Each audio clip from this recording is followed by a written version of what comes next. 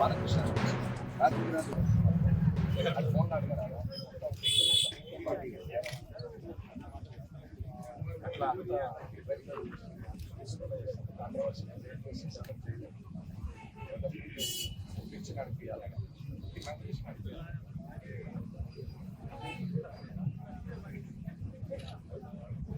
శ్రీధర్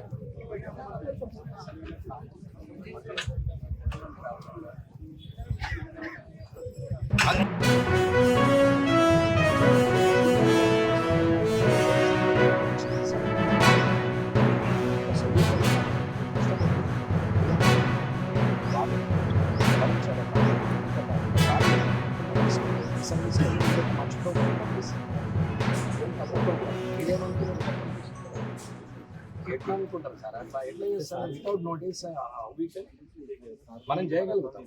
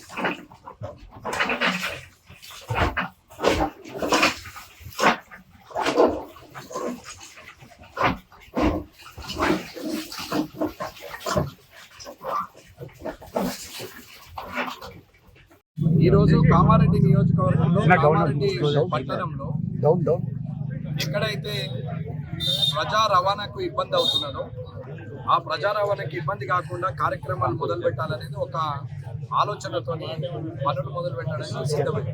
ఇందులో ప్రజలు ఎవరు కూడా భయాందోళనకు గురి కావాల్సిన అవసరం లేదు. ఎక్కడ కూడా ఎవరికి నష్టం ఉండదు.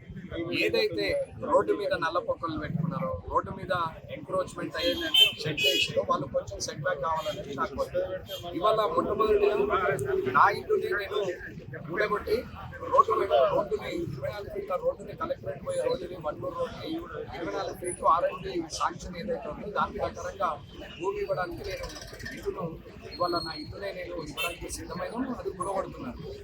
ఇదేదో గొప్ప విషయమో త్యాగం చేస్తున్నానికి కాదు. ఏదైతే ముఖ్యమైన వ్యక్తి ఉన్నారో రాజు పద్ధతిగా ఉంటాయి, ప్రజలు కూడా పద్ధతిగా ఉంటారు. రాజు తప్పుడు పనులు చేస్తే ప్రజలు కూడా ఇబ్బందులు అవుతారు.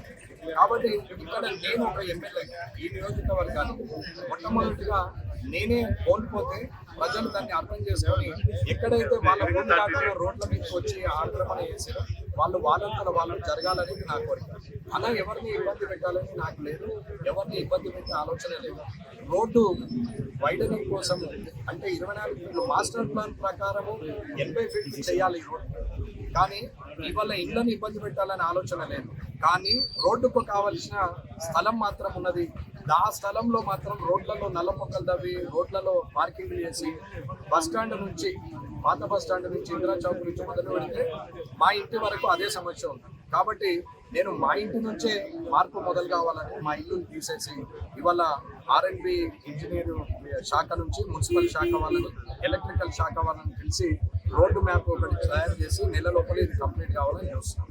దయచేసి ప్రజలు ఎవరైనా సరే ఎక్కడైనా సరే రోడ్డు వైడనింగ్ జరుగుతున్నప్పుడు నల్ల పొక్కలు రోడ్లలో ఉన్నా ఒకవేళ నల్ల పొక్కలు కాకుండా మీరు అవసరం ఉన్నది కదా ఖాళీ జాగ్రత్త కదా అని చెట్టు ముందర చూసినా అవి మీ అంతల మీదే తీసేసుకుంటే రోడ్లు వెడల్పోయే అవకాశం. ఇళ్ల జోలికి ఎవరు రారు, దుకాణాల జోలికి ఎవరు రారు. కానీ రోడ్డు ఎంతైతే ఉండాలో డోర్ టు డోర్ ఆ రోడ్డు మొత్తము అవుతుంది. యాజ్ పర్ రూల్ ప్రకారంగా 24 ఫీట్లు ఉండాల్సిన రోడ్డుని 24 ఫీట్లు వేస్తారు. ఇక్కడ ఏదైతే రోడ్డు మీదకి వచ్చినో వాళ్ళు మాత్రం ఆ నల్ల పొక్కల్ని తీసేయాలనేది నేను వేడుకుంటున్నాం. కామారెడ్డిలో ఒక్కొక్కటిగా అన్నీ మొదలవుతాయి. ఇది ఆరంభం మాత్రమే. దయచేసి ప్రజలందరూ కూడా ఆలోచించి నిర్ణయం తీసుకోవాలా.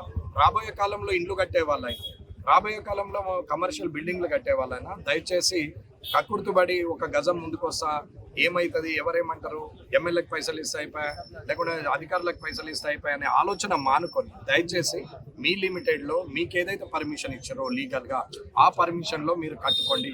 మీకు అలాంటిది లీగల్గా ఉన్నప్పుడు ఏదైనా ఇబ్బంది వస్తే ఆ పర్మిషన్లకు ఇబ్బంది వస్తే మీరు నన్ను సంప్రదించవచ్చు.